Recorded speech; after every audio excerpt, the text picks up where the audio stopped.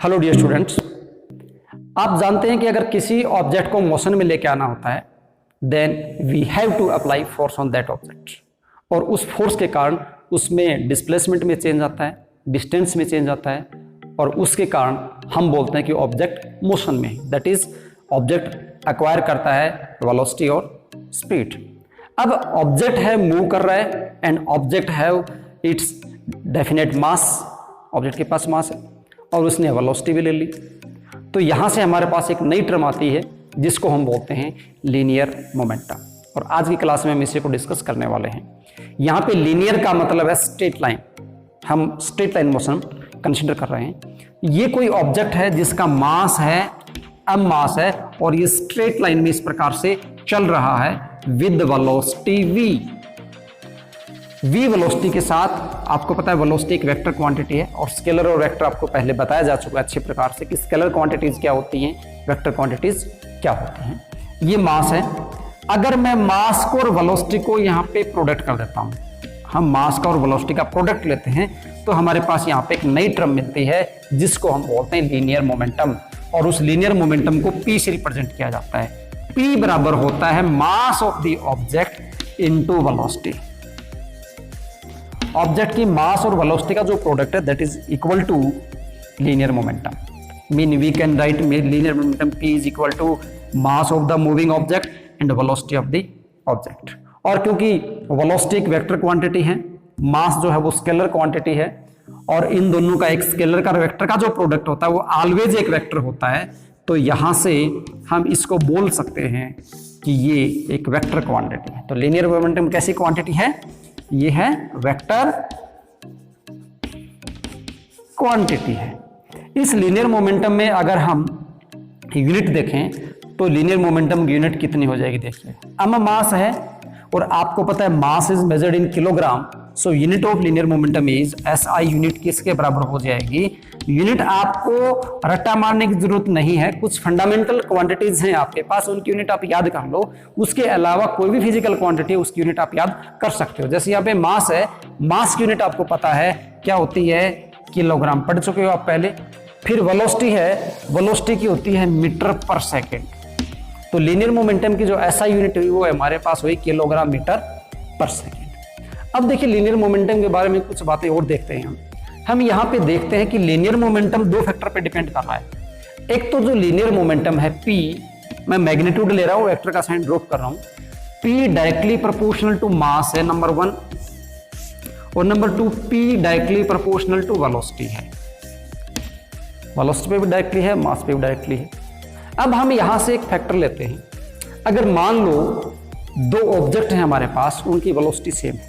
दो ऑब्जेक्ट की क्या है? वेलोसिटी सेम है। मैं आपसे कहूं एक कार है और एक ट्रक है, दोनों सेम वेलोसिटी से मूव कर रहे हैं, इनमें से लीनियर मोमेंटम किसका ज्यादा होगा? एक car and a truck are moving with the same velocity, then out of the car and truck which has the large linear momentum. सोच के देखो आप, लीनियर मोमेंटम प्रोडक्ट है मास का और वेलोसिटी का। वेलोसिटी दोनों की क्या है? सेम। इसका मतलब ये हुआ कि लीनियर मोमेंटम डायरेक्टली प्रोपोर्शनल किसके हो रहा है? मास के प्रोपोर्शनल हो रहा है। अगर मैं वेलोसिटी को कांस्टेंट ले लूंगा तो जगह P प्रोपोर्शनल टू m, अगर मैं मास को कांस्टेंट ले लूंगा तो जगह P proportional to v। Constant का मतलब सेम है यहाँ पे। तो जैसे यहाँ पे कार का और ट्रक का वेलोसिटी सेम है, तो वेलोसिटी सेम होने के कारण हम लिख सकते हैं P proportional to m।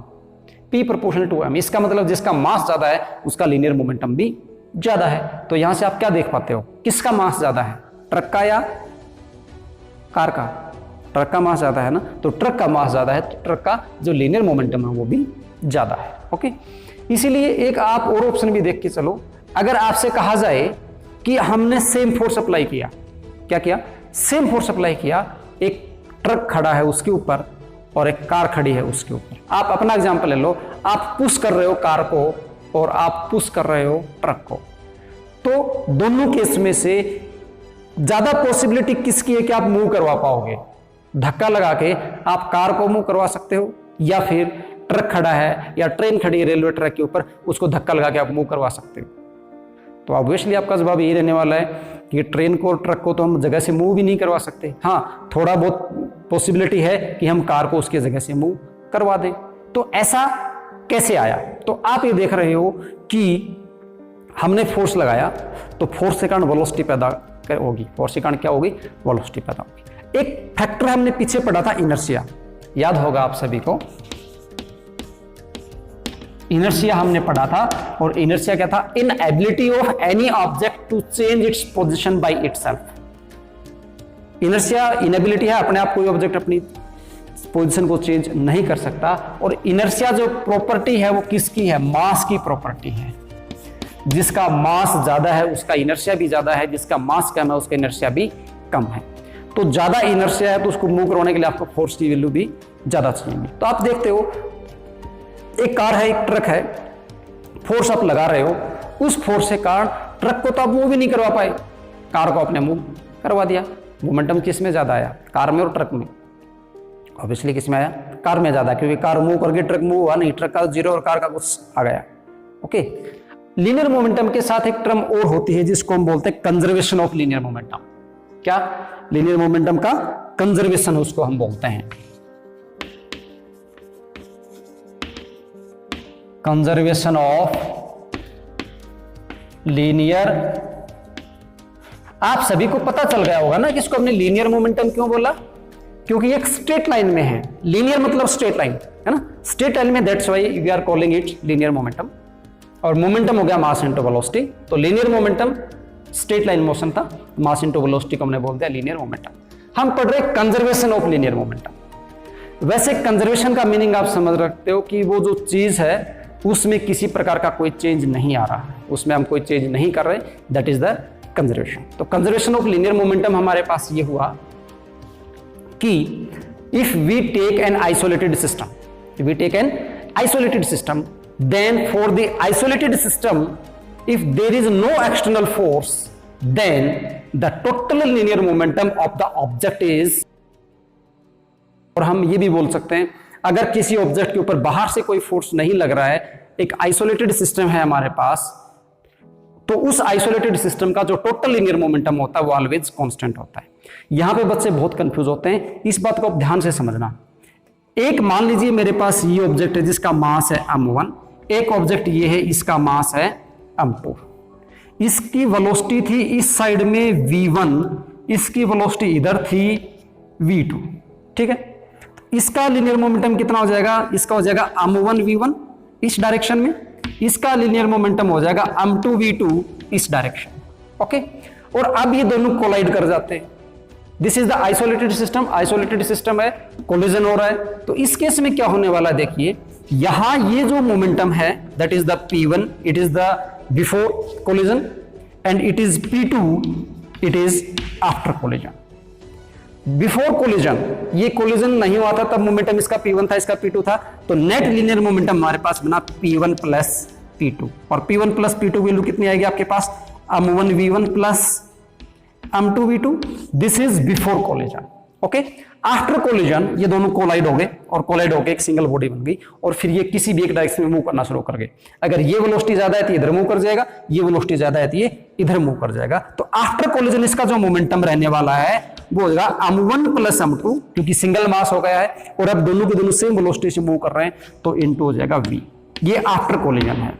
Conservation law ये बोलता है इस सिस्टम पे इन दोनों के अलावा बाहर से कोई फोर्स नहीं लगा, तो इस केस में ये जो मोमेंटम था ये मोमेंटम इस मोमेंटम के बराबर होगा, यानी momentum before collision is equal to momentum after collision. और इसके ऊपर आपके पास बहुत से न्यूमेरिकल्स भी आने वाले हैं, बहुत इजी टर्म है ये, कॉन्सेप्ट समझो ध्यान से। कंजर्वेशन को आप ऐसे समझना, जब न्यूमेरिकल पे अप्लाई करो कि आपके पास कोई भी इवेंट हो रही है, और इवेंट मोस्टली यहां से आपके पास कोलिजन की होने वाली है, तो उसमें इवेंट से पहले का मोमेंटम बराबर होगा इवेंट के बाद के मोमेंटम। एक एग्जांपल लेते हैं, इसमें एक रिकॉइलिंग ऑफ द गन का क्वेश्चन आता है कि what is the recoiling of the gun. Recoiling of the gun का मीनिंग ये है, आप जैसे जानते हो सभी कि जैसे ही गन से बुलेट को फायर किया जाता है तो उस केस में क्या होता है, हम ये मान के चलते हैं जैसे ये आपकी गन है और इससे आप बुलेट को फायर करते हो आगे की तरफ, तो बुलेट अगर आगे की तरफ जा रही है तो वो क्या करेगी, इसके ऊपर एक बैकवर्ड फोर्स लगाती है, और उसके कारण गन में मोशन होता है बैकवर्ड डायरेक्शन में, बुलेट में मोशन होता है फॉरवर्ड डायरेक्शन में। तो गन का ये जो बैकवर्ड डायरेक्शन था इसको रिक्वाइलिंग बोलते हैं। इस गन में जो बैकवर्ड मोशन है इसको हम क्या बोलते हैं, रिक्वाइलिंग बोलते हैं, और ये बुलेट का फॉरवर्ड मोशन है। इसकी वेलोसिटी एक्सपोज करो, मैं मान लेता हूं v1, इसकी बुलेट की वेलोसिटी मैं मान लेता हूं v2।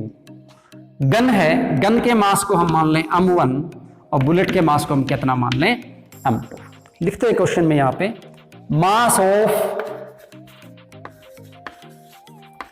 ऑफ गन है हमारे पास v1, वेलोसिटी ऑफ गन है हमारे पास v1,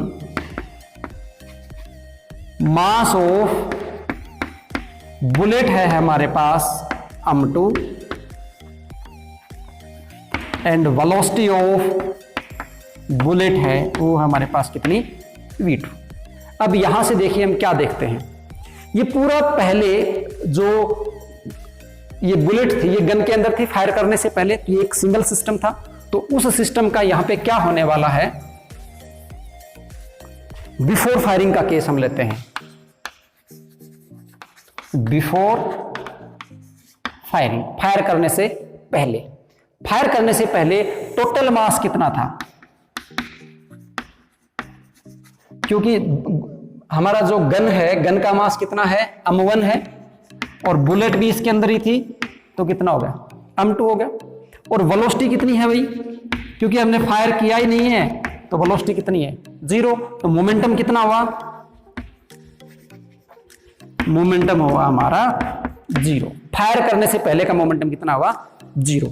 after firing, after firing की बात करते हैं अब। आफ्टर फायरिंग, फायर करने के बाद गन भी मूव करेगी बैकवर्ड डायरेक्शन में और बुलेट मूव करेगी फॉरवर्ड डायरेक्शन में, दोनों में वेलोसिटी आ गई। मोमेंटम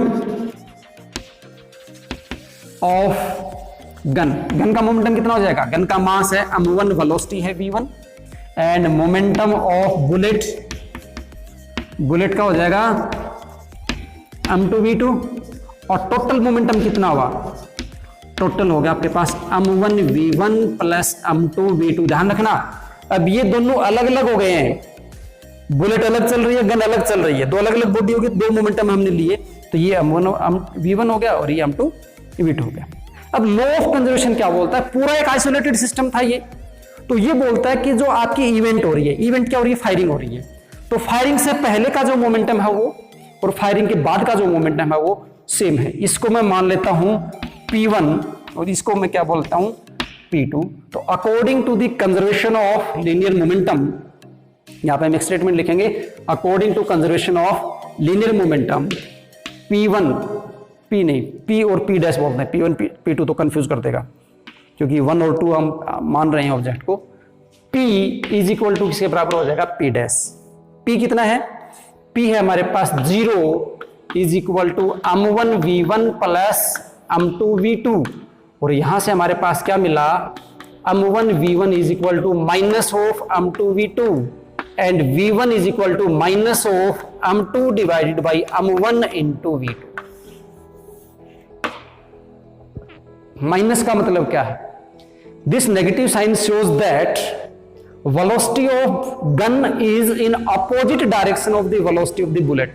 बुलेट अगर फॉरवर्ड जाएगी तो गन इधर किधर जाएगी, बैकवर्ड जाएगी, and this backward motion of the bullet gun is known as the रिक्वाइलिंग of the gun. Okay, फिलहाल आप लिनियर मोमेंटम का जो कंजर्वेशन है इसके कॉन्सेप्ट को समझेंगे और इसमें मेन बात ये रखेंगे कि जो भी आपके पास इवेंट हो रहा है उससे पहले का मोमेंटम आप निकाल लेंगे, इवेंट के बाद का मोमेंटम निकाल लेंगे और दोनों को बराबर पुट कर देंगे, तो उससे आपके पास जो भी न्यूमेरिकल प्रॉब्लम होगी वो इजीली आप सॉल्व कर पाएंगे।